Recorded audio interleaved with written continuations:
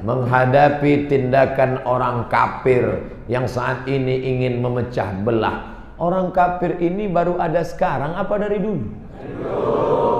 Maka kalau ada ucapan ustadz kafir, orang kafir marah. Kalian kok marah? Ini kalimat dari dulu. Jangan panggil kami kafir, panggil kami non muslim. Loh, gimana nanti baca ayat qul ya ayyuhal non muslim? Mana? Kafir kan dari dulu.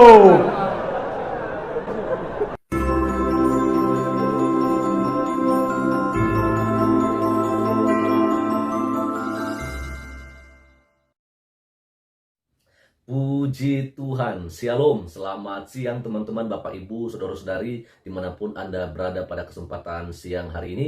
Kembali berjumpa dengan saya di channel Perianto Zamasi. Dan pada video kali ini teman-teman, saya akan mengajak kita ya untuk mendengarkan bagaimana pemahaman yang luar biasa saya pikir ya dari seorang Habib Kribo soal kafir mengkafirkan. Ya kan, dan ini tentunya dari video yang tadinya kita lihat apa yang disampaikan oleh Ustadz Abdul Somad, maka sepertinya saya juga mengajak ya Ustadz Abdul Somad ini untuk mendengarkan apa yang disampaikan oleh Habib Kribo lewat video yang ini nantinya teman-temannya, karena bagi saya hal yang penting di dalam kehidupan yang beragam ini ya, kehidupan yang plural ini adalah bagaimana kita menerima satu sama yang lain ya, apapun suku, bahasa, dan agamanya. Jadi kita harus saling mengasihi satu sama yang lain sekalipun kita berbeda agama. Jangan selalu ingin ya meneriakkan ya kafir, kafir, kafir ya, dan kafir kepada orang yang berbeda agama dengan kita. Oke, mari langsung saja kita akan melihat dari video yang satu ini. Ini dia. Assalamualaikum, salam sejahtera. Saya ingin mengupas tentang kafir. Menurut pandangan saya, ada kesalahan lah, mau dari agama apapun, yang memahami tentang kafir. Kafir ditujukan kepada selain agamanya. Terkadang juga dalam satu agama, juga melabeli kafir selain madhabnya. Itu ada di semua agama. Nah, hal-hal yang begini yang salah memahami kafir ini, melahirkan gerakan radikal, ekstremis, secara tidak langsung merasa kebenaran Tuhan sudah ada pada dirinya. Yang kita tahu bahwasanya kesempurnaan itu hanya milik Tuhan. Manusia tidak bisa mengklaim pendapatnya mutlak untuk semua manusia. Kafir dalam hadis Nabi ataupun kitab suci, baik Injil maupun Al-Quran, itu ada kesamaan. Hadis Nabi mengatakan hubungan ketuhanan itu dikaitkan dengan kemanusiaan. Jadi manusia kalau tidak manusiawi kepada sesamanya, berarti dia tidak bisa dikatakan beriman kepada Tuhan. Kenapa? Karena prinsip beragama itu diperuntukkan untuk manusia, bukan untuk Tuhan. Jadi pusat kebaikan itu bisa diraih dalam hubungan sesama dengan manusia. Pada saat itu Anda telah menunjukkan keberimanan kepada Tuhan. Karena beriman kepada Tuhan itu bisa diraih, tadi saya bilang, di saat Anda hubungan dengan manusia, konteksnya dengan agama itu tadi. Agama ini hanya sementara untuk di dunia saja. Dan semua isinya kandungan agama, mau kitab apapun itu berhubungan dengan dunia dan untuk dunia semata. Setelah mati tidak ada lagi agama. Jadi orientasi orang beragama itu harusnya dia bisa menunjukkan di dunianya baik. Dengan di dunia baik, dia akan meraih nanti apresiasi lah. Setelah mati itu dari Tuhan. Ada yang mengatakan itu pahala atau apa. Ada juga ada nanti diiming-iming nanti ada surga. Jadi jangan pernah memahami kafir itu kaitannya dengan ketuhanan. Itu salah. Kalau kafir kaitannya dengan ketuhanan, berarti tujuan beragama itu untuk Tuhan, bukan untuk manusia. Lucu kan? Tuhan menciptakan suatu ajaran buat dirinya sendiri. Tuhan nggak butuh. Tuhan nggak butuh sesembahan Anda. Tuhan nggak butuh amal baik Anda. Tuhan nggak butuh pujian Anda, dorongan Anda. Tetap dia akan lebih hebat. Tanpa amal manusia, tanpa dukungan, tanpa macam pujian, Tuhan tetap Tuhan yang hebat. Ajaran ini semua yang datang dari Tuhan itu apa? Larangan dan anjuran itu untuk kebaikan manusia, bukan untuk kebaikan Tuhan. Di saat Anda taat terhadap anjurannya, Anda akan meraih kebahagiaan di dunia. Di saat Anda menghindari larangan dari Tuhan, Anda akan baik hidup di dunia dan menikmatinya. Tuhan hanya kepingin Anda itu apa? Di dunia itu happy, seneng. Tuhan nggak hendak menurunkan agama ini untuk membuat manusia itu susah, untuk menakut-nakutin manusia ke neraka, itu tidak. Seperti seorang orang tua lah terhadap anaknya. Kepingin anak itu baik, semuanya apa? Nanti kalau sudah baik apa? Yang bahagia ya anak itu sendiri. Orang tua nggak berharap. Jadi bisa disimpulkan di sini, kafir itu kategori moral, bukan kategori teologis. Banyak orang beragama meributkan Tuhan, tapi perilakunya apa? Kebinatangan. Pemahaman kafir yang salah itu menganggap non-muslim kafir.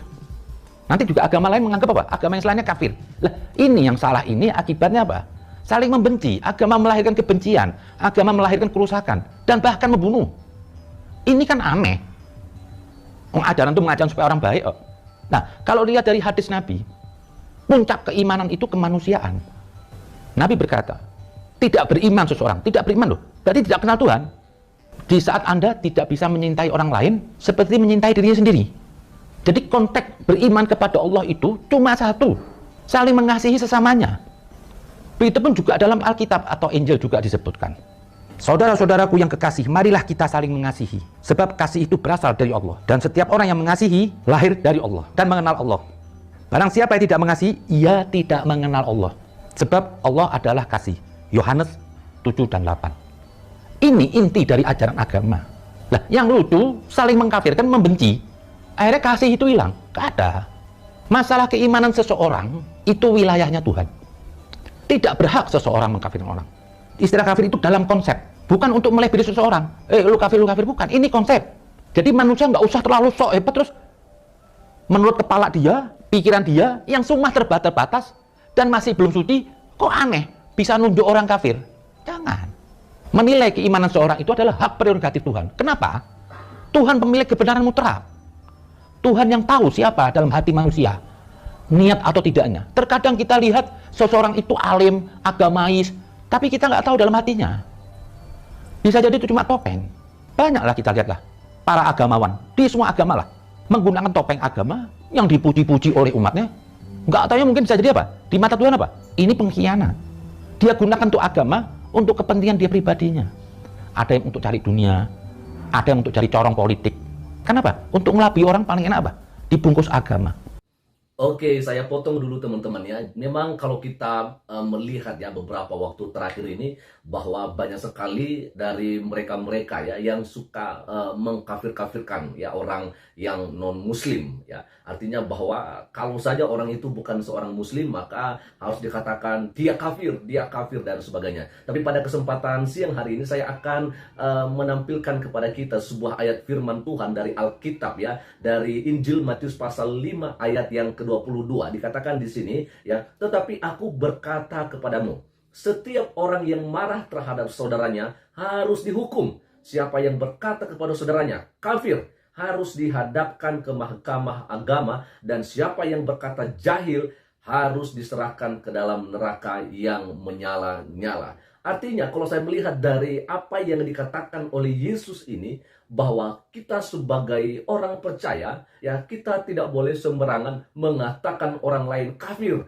jahil dan sebagainya ya. Jadi ini perlu kita harus bijak di dalam hidup bersama, berdampingan dengan orang yang berbeda agama dengan kita. Jadi saya pikir bahwa jelas sebagai orang percaya kita jangan mengikuti seperti apa yang dilakukan oleh mereka-mereka yang suka mengkafir-kafirkan orang yang berbeda agama dengan kita. Oke, kita akan lanjut lagi mendengarkan apa yang disampaikan oleh Habib Kribo. Ini dia teman-teman. Jadi tidak ada kafir itu. Kalau menurut saya tidak ada.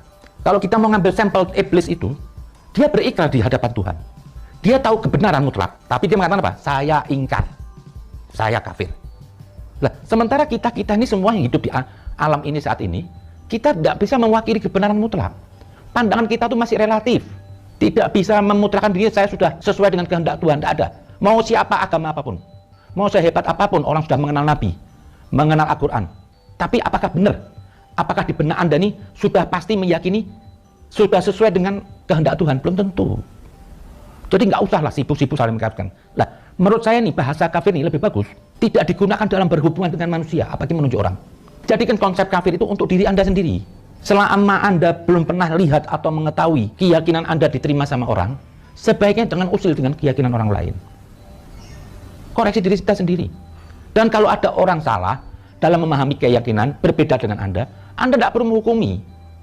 Karena Anda bukan tolak ukur kebenaran mutlak. Biarkan Tuhan yang menghukumi. Kalau boleh saya simpulkan, menetapkan kedudukan makhluk Tuhan bukanlah tanggung jawab kita. Serahkan saja pada Tuhan. Dan tiada yang mengetahui kecualinya hanya Tuhan. Tapi lucunya manusia ini kadang-kadang beragama, merubah diri jadi Tuhan. Semua terjadi di semua agama. Kok nunjuk-nunjuk orang kafir? Akhirnya apa? Ini agama jadi rusak.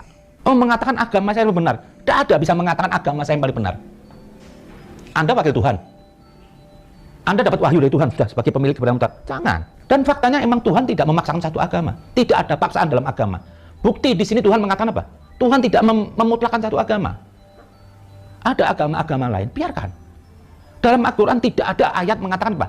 Ajaran loh. Ingat ya, ajaran, bukan orang yang saya katakan. Tidak ada dalam Al-Quran mengatakan ajaran ini kafir, nggak ada. Sekali lagi ingat, ajaran. Bahkan di Al-Ma'idah diakui tentang Injil. Bagi pengikut Kaisar wajib mentaati Injil. Al-Ma'idah 44, bagi kaum Yahudi wajib mentaati Taurat. Ini semua kitab-kitab yang dilegalkan oleh Tuhan.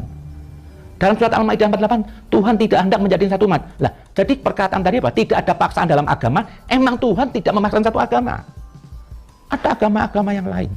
Apalagi agama samawi, sesama samawi. Yang kita yakini dari Tuhan yang sama. Nggak mungkinlah kontradiksi. Jadi janganlah kita sekali-sekali suka memandang orang kafir. Nggak ada. Dalam benak saya ini hari tidak ada perbedaan agama. Bagi saya semuanya dalam koridor apa? Semuanya hendak ingin mendekat kepada Tuhannya. Mau orang itu salah atau benar, semua ini sedang berusaha untuk mendekat. Masalah kesempurnaan nanti biar Tuhan yang menilai. Saya mohonlah kepada pendakwah-pendakwah ini semua. Jangan suka mengungkap dalam ceramah itu, menunjuk kafir itu kepada golongan atau agama tertentu. Nggak usah lah. Biarkan konsep kafir ini buat diri kita sendiri, dan nanti Tuhan yang menilai. Tuhan pemilik kebenaran mutlak, dia yang berhak menilai keimanan seseorang. Berarti kalau ada seseorang menilai keimanan sesamanya, berarti apa? Dia sudah mendahului dirinya seperti Tuhan. Merasa dirinya Tuhan. Padahal jauh sekali dia dari kesempurnaan. Itu aja, marilah kita hidup yang baik.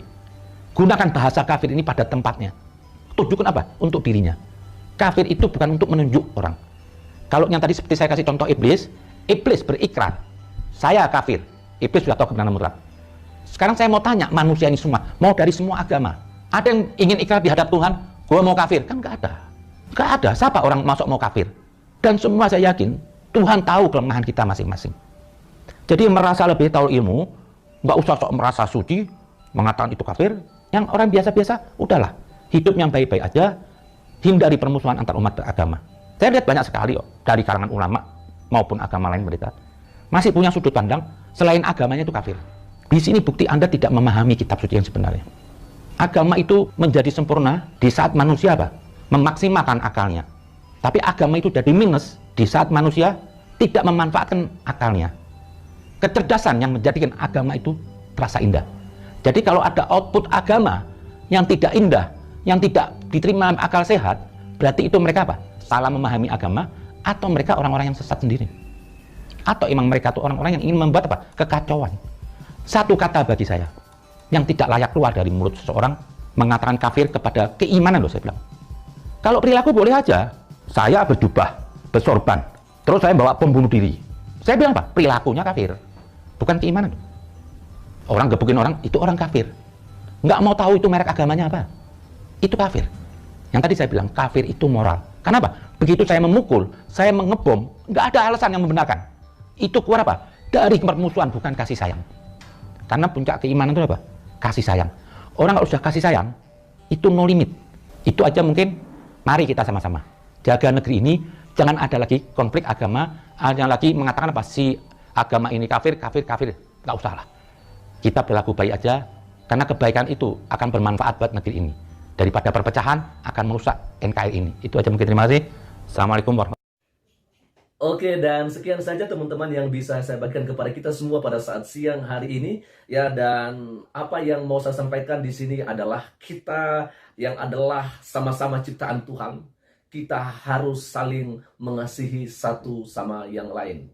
Ya, sekalipun kita berbeda agama, kita jangan suka menganggap diri lebih hebat daripada yang lain, menganggap diri lebih sempurna daripada yang lain. Teman-teman, di dunia ini tidak ada satupun insan yang sempurna, tetapi kita belajar untuk melakukan hal-hal yang baik, yang melakukan hal-hal yang berkenan kepada saudara-saudari kita, dan apalagi kita lebih melakukan hal-hal yang baik, yang berkenan di hadapan Tuhan. Saya percaya teman-teman ya, sekalipun kita berbeda agama, sekalipun kita berbeda suku, bahasa, dan apapun itu ya, tetapi ketika kita mempunyai kasih, saya percaya kita bisa hidup berdampingan tanpa memusuhi satu sama yang lain, dan tanpa kita mau mengkafirkan orang yang berbeda agama dengan kita. Saya percaya kita di dunia ini adalah hanya sementara saja. Sebab itu, mari gunakan waktu yang Tuhan sudah berikan ini untuk melakukan hal yang baik di mata manusia dan terlebih-lebih di mata Tuhan. Sekian saja untuk siang hari ini, dan Tuhan Yesus memberkati kita semua. Shalom.